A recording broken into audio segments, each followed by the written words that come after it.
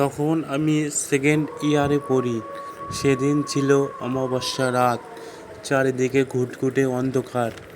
এক হাত সামনের জিনিসও দেখা যায় না। তখন প্রায় রাত 11টা।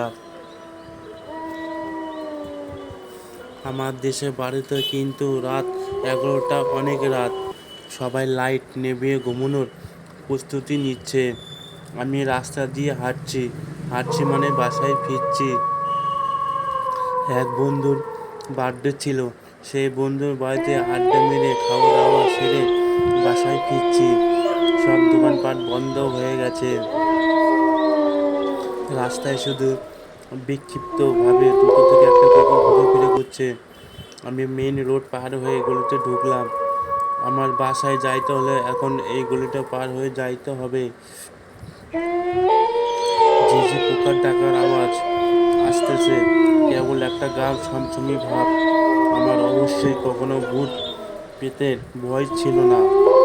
তখন সময় রাত 2টো থেকে 3টের দিকে এই গলি দিয়ে এসে রাস্তার মোড়ে টং দোকান থেকে সিগারেট কিনে নিয়ে গেছি।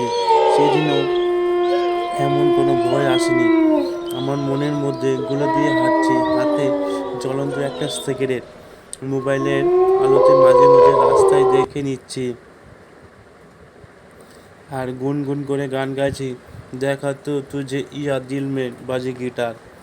ঠিক তখন গলির মাঝামাঝি হঠাৎ শুনতে পারলাম কি যেন বলল, এক্সকিউজ মি ভাইয়া। আমি মোবাইলের আলো আশেপাশে ঘুরাইলাম, তাকালাম আশেপাশে কিন্তু কোথাও কেউ নেই। মনে করলাম গলির দুই পাশে কোনো বাসায় হয়তো কেউ বলেছে। আবার হাঁটা শুরু করলাম। 2 ধাপ ফেলতেই আবার সেই ডাক, এক্সকিউজ মি ভাইয়া, আপনার সাথে একটু কথা ছিল। এইবার দাঁড়িয়ে পড়লাম। হালকা পাতলা ভয় পেলাম, তবে সেটা ভূতের না, ছিনতাইকারীর। আবার চিন্তা করলাম আমি যদি এখন এইখান থেকে দৌড়ে আর একটা যদি আমার পরিচিত কি হয়, তাহলে তো দৌড়ের কথা সবাইকে বলে দিয়ে আমার প্রেস্টিজ পাংচার করে দেবে।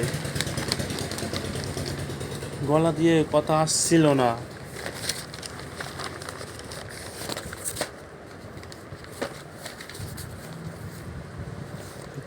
তবুও কৃত্রিম সাহস এনে গভীর কষ্টে বললাম, কে? উত্তর আসলো, ভাইয়া, আমি আপনার একজন ছোট্ট ভাইয়ের মতো। আমি খুব বিপদে পড়েছি, আপনার হেল্প দরকার। আমি এইবার কষ্টে কিছুটা বিরক্ত নিয়ে জিজ্ঞেস করলাম, তো এমন নাকি সুরে ভূতের মতো কথা বলছো? উত্তর দিল, ভাইয়া, আমি তো ভূতই। ভূত হয়ে কি আমি ছাগল মতো কথা বলবো? আমি কি বলবো বুঝলাম না। ওরে কে, কোথায় আছিস? আমারে বাচ্চা বলে একটা চিৎকার দেওয়ার চিন্তাকে বলল, বল করতেছি।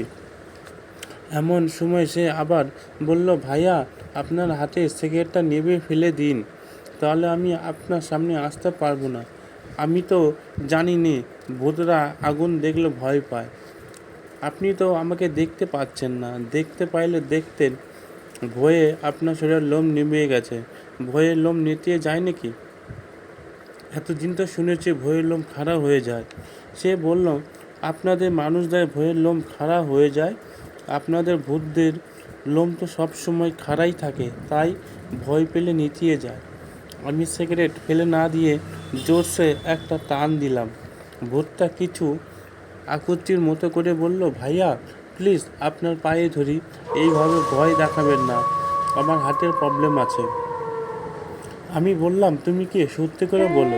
আমি জানি তুমি আমার পরিচিত, আমার সাথে ফাজলামি করতেছো। আমি ভূত বিশ্বাস করি না। সে বলল, এইভাবে বলবেন না ভাইয়া, আমরা ভূত বলে কি আমাদের অস্তিত্বকে অঙ্গীকার করতে পারেন না? মানুষটা বিশ্বাস করি না। বুঝলাম, বেশ, আত্মমর্যাদা সম্পূর্ণ ভূত। জিজ্ঞেস করলাম, আপনার কাছে তোমার কি দরকার? আমি তোমাকে কীভাবে হেল্প করতে পারি? সে উত্তর দিল, ভাইয়া, সব বলবো। আর আগে আপনি দয়া করে আপনার হাতের সিগারেটটা ফেলে দিয়ে নিভিয়ে ফেলুন। ওটা তো এমনিতেই শেষ হয়ে গেছে। এইভাবে ধরে রাখলে তো একটু পর আপনার আঙ্গুল ছ্যাঁকা লাগবে। আমি সিগারেটের দিকে তাকালাম। আসলে এটাই শেষ। একটি বার সত্যি ছ্যাঁকা খাইতাম। ফেলে পা দিয়ে নিভিয়ে ফেললাম। তারপর বললাম, এখন বলল, কি সমস্যা তোমার? ভূত তার কাহিনী বলা শুরু করলো।